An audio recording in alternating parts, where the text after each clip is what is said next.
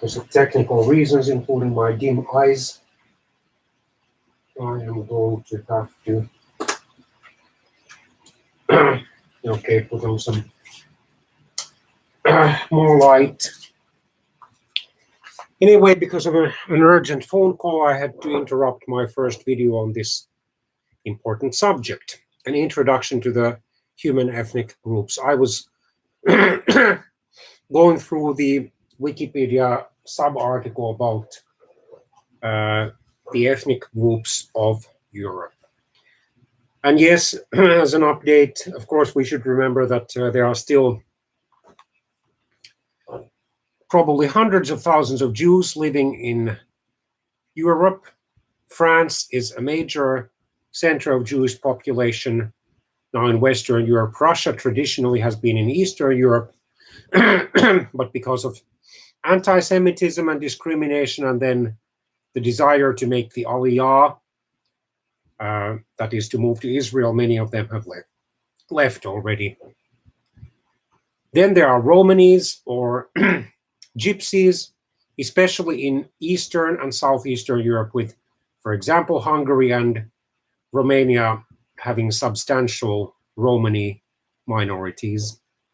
In Belgium, the major ethno-linguistic group are the Flemings, a West Germanic ethnic group closely related to the Dutch people. Most of the rest of the inhabitants of Belgium are Walloons, French-speaking ethnic group. In Luxembourg, most people are of Western Germanic origin and speak Luxembourgish as their native language, although they are also able to speak French and German, because all of these three languages are used in Luxembourg's public education. Okay, let's go back to that article.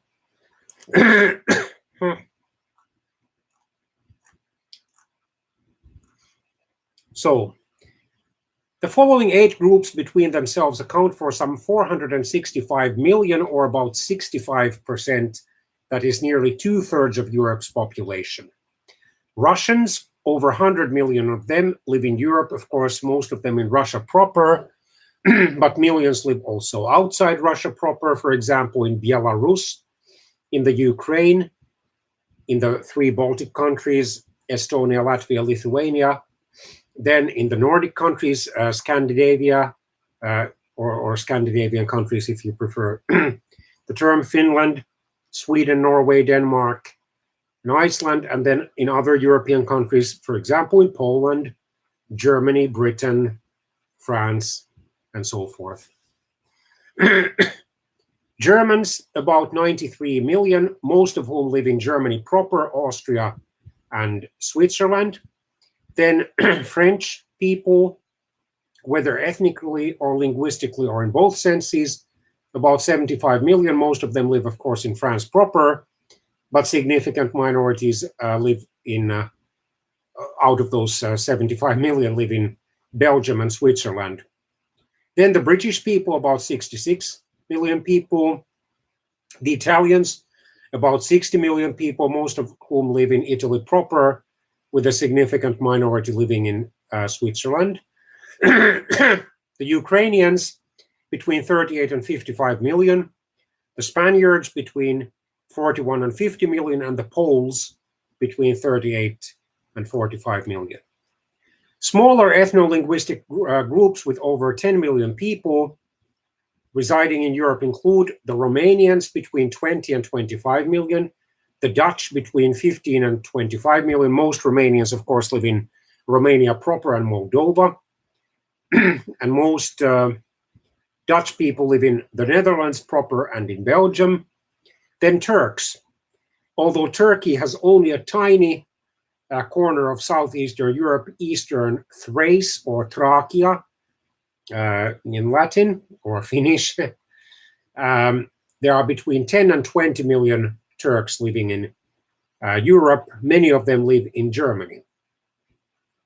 Then the Portuguese between 10 and 15 million, the Swedes between 10 and 15 million, likewise the Greeks between 10 and 15 million, the Czechs about 10 million, the Hungarians about 10 million, and the Serbs, I'm sorry, about 10 million, most of whom live in Serbia proper, of course, in Bosnia-Herzegovina, and in Montenegro, with a minority also, significant minority in Croatia. And then the language groups, the three main language groups of Europe, all of whom, by the way, belong to the Indo-European languages, are the Slavic, Romance, or Latin-based, and Germanic languages. The Slavic languages include, for example, Russian, Ukrainian, Polish, Belarusian, Croatian, Macedonian, Czech, Slovak, Slovenian, Bulgarian, and so forth. Then the Romance or Latin-based languages, for example, Italian, French, Spanish, Romanian, Portuguese, Corsican, Catalan, Galician, and so forth. The Germanic languages, especially English, German, Dutch, Swedish, Danish, Norwegian, and so forth.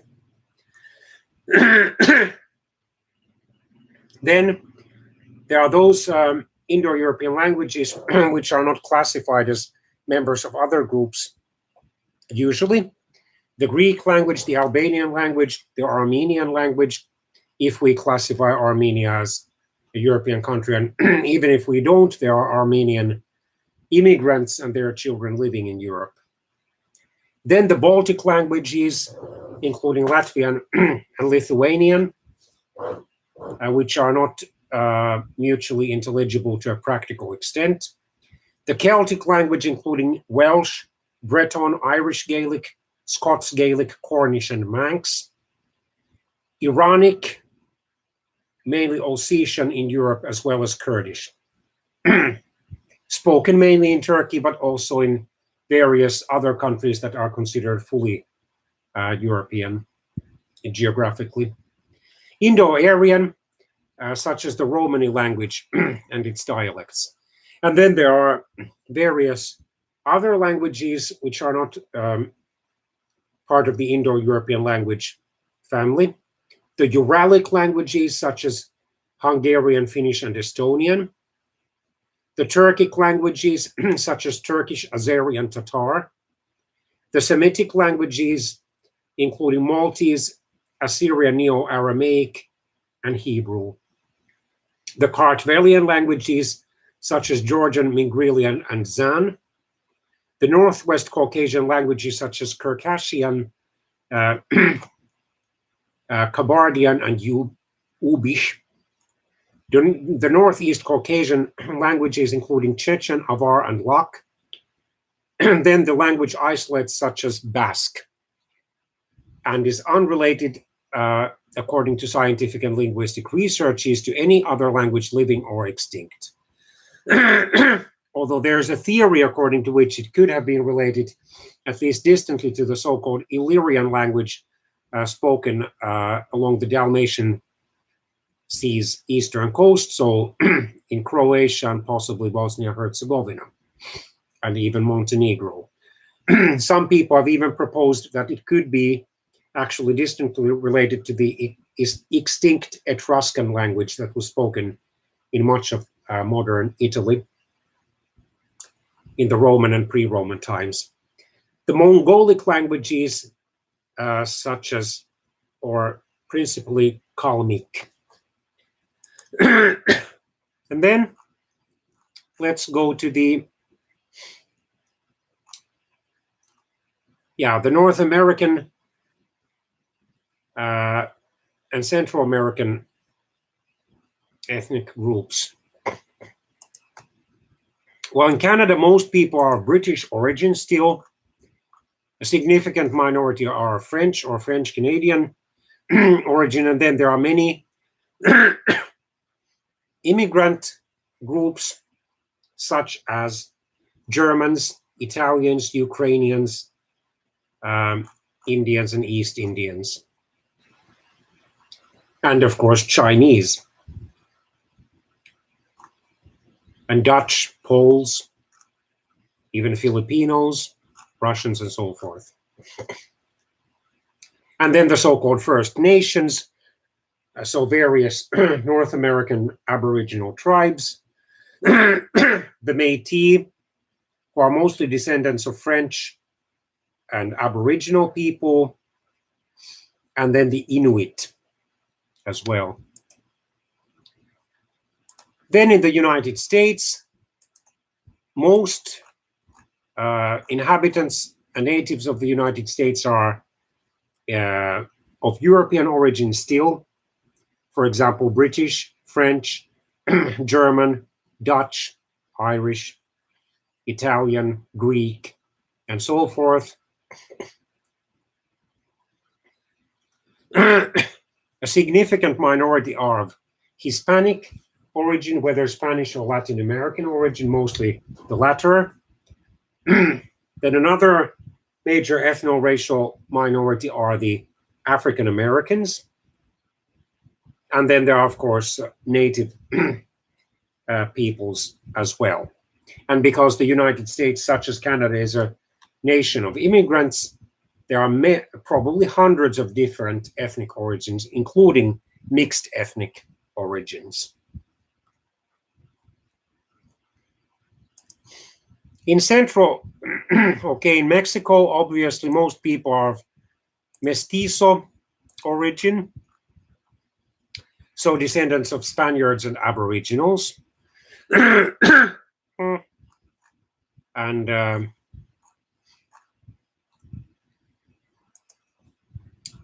there are, of course, people of European origin, mostly Spanish origin, and obviously Aboriginals or Indigenous peoples, such as the Nahua, Maya, and Zapotec or Zapotec people.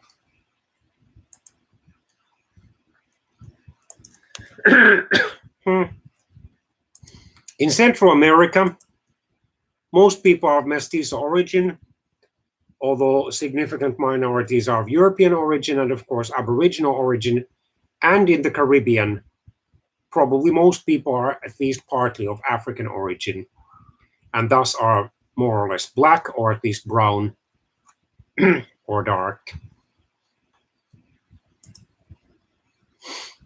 In South America, most people are still of mestizo origin. Significant minorities are of them direct European origin, whether Spanish, Portuguese, or Italian, for example.